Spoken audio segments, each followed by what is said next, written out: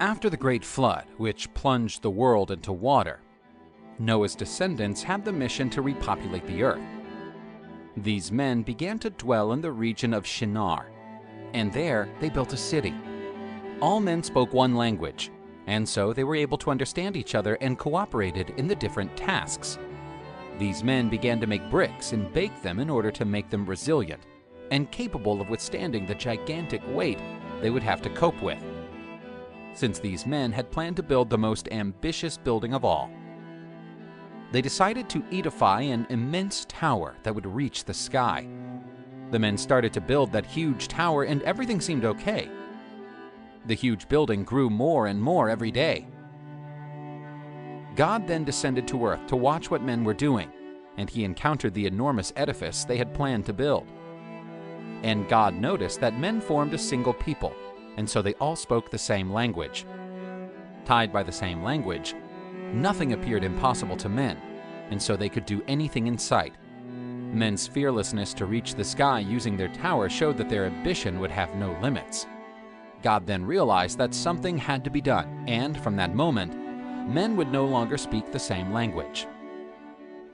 Unable to communicate, the tower's construction became an impossible feat, since men no longer understood each other. The disagreements between them halted the tower's construction, and the city was abandoned. Men left Babel and spread all over the world. And so God created the different languages spoken on earth. Generations of Shem: Arphaxad, Shelah, Eber, Peleg, Ru, Serug, Nahor, Terah. And Terah had 3 sons, Abram, Nahor, and Haran. Haran fathered Lot, and died in the presence of his father in Ur of the Chaldeans. Abram and Nahor took wives for themselves. The name of Abram's wife was Sarai, and the name of Nahor's was Milcah. But Sarai was barren. She was without child.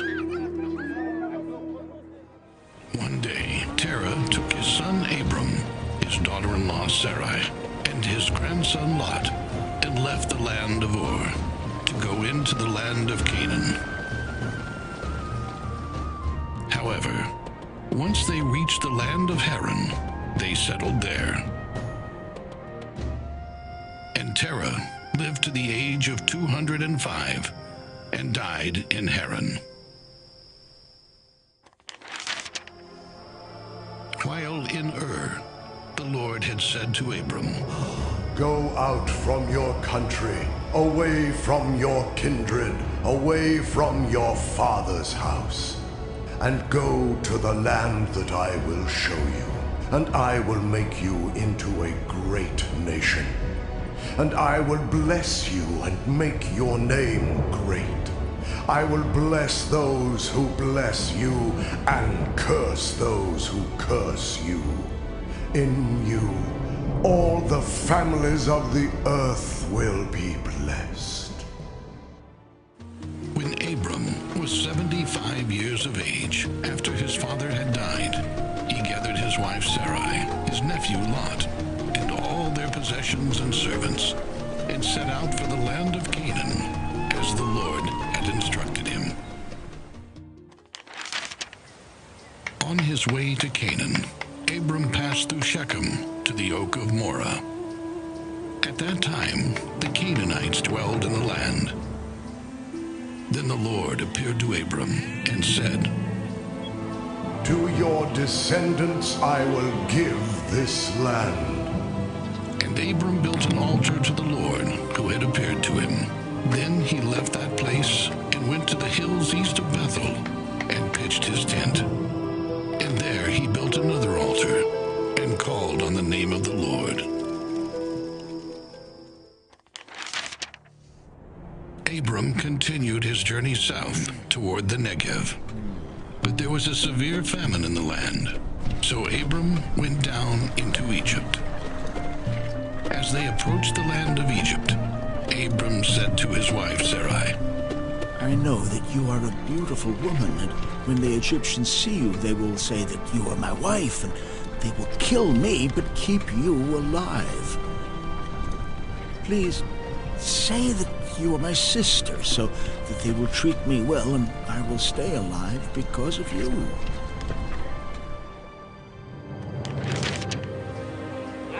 It came to pass that when Abram entered Egypt, the Egyptians did notice that Sarai was very beautiful.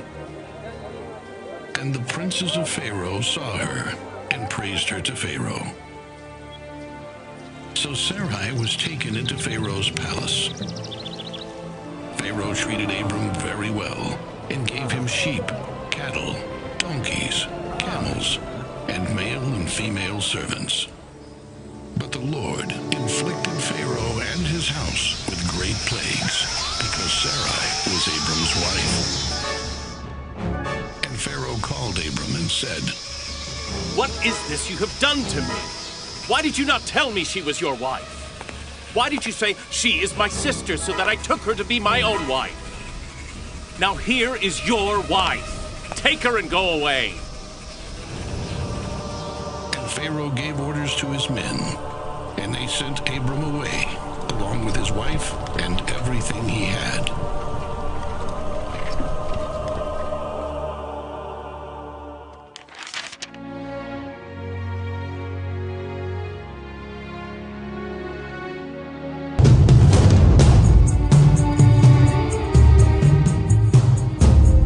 So Abram went up from Egypt to the Negev, with his wife and everything he had, and Lot went with him. Abram had become very wealthy in livestock and in silver and gold. From the Negev he went from place to place until he came to Bethel, to the place between Bethel and Ai, where his tent had been earlier and where he had first built an altar. There Abram called on the name of the Lord. Now Lot, who was moving about with Abram, also had flocks and herds and tents.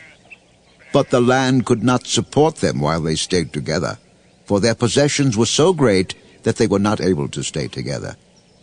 And quarreling arose between Abram's herdsmen and the herdsmen of Lot. The Canaanites and Perizzites were also living in the land at that time. So Abram said to Lot, "Let's not have any quarreling between you and me, or between your herdsmen and mine, for we are brothers. Is not the whole land before you? Let's part company. If you go to the left, I'll go to the right. If you go to the right, I'll go to the left." Lot looked up and saw that the whole plain of the Jordan was well watered, like the garden of the Lord, like the land of Egypt, toward Zoar. This was before the Lord destroyed Sodom and Gomorrah. So Lot chose for himself the whole plain of the Jordan and set out toward the east. The two men parted company. Abram lived in the land of Canaan, while Lot lived among the cities of the plain and pitched his tents near Sodom. Now the men of Sodom were wicked and were sinning greatly against the Lord. The Lord said to Abram after Lot had parted from him, "Lift up your eyes from where you are and look north and south, east and west. All the land that you see I will give to you and your offspring forever. I will make your offspring like the dust of the earth, so that if anyone could count the dust, then your offspring could be counted. Go, walk through the length and breadth of the land, for I am giving it to you." So Abram moved his tents and went to live near the great trees of Mamre at Hebron. Abram rescues Lot. A confederacy of 5 kings ruled the land by the Dead Sea. 4 other kings made war with the 5 and tried to conquer their lands. The confederacy of 5 kings made a stand. They drew a line in the sand. They didn't want the 4 kings to conquer their land. But the 5 kings were not very brave. When they saw the 4 kings, they quickly ran away. Lot, who lived in Sodom by the Dead Sea, was captured by the 4 kings. They took all his goods and made him their slave. A man escaped and found Lot's uncle, Abram the Hebrew. He told him that the people and Lot and all his goods were captured. Abram made a war plan for Lot's rescue. Abram's men, an army of 318, were gathered. Abram and his army marched to find the prisoners and Lot.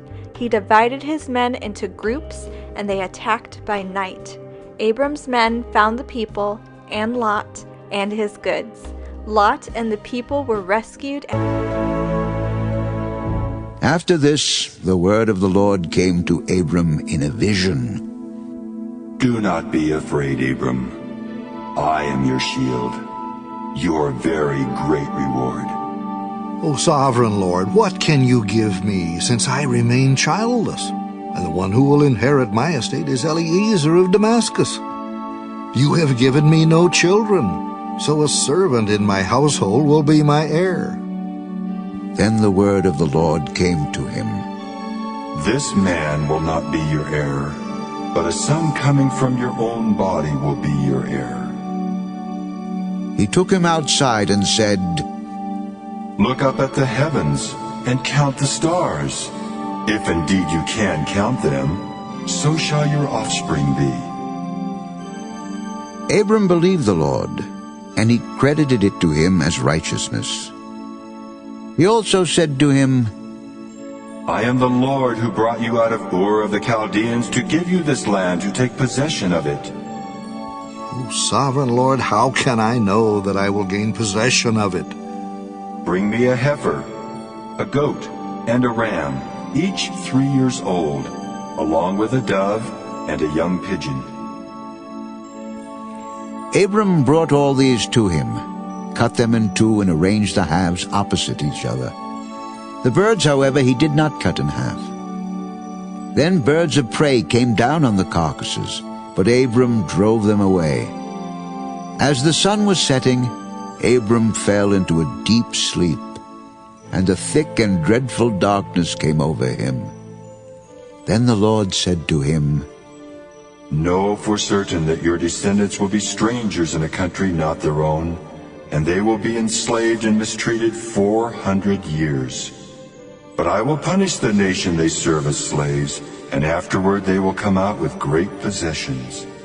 You, however, will go to your fathers in peace and be buried at a good old age.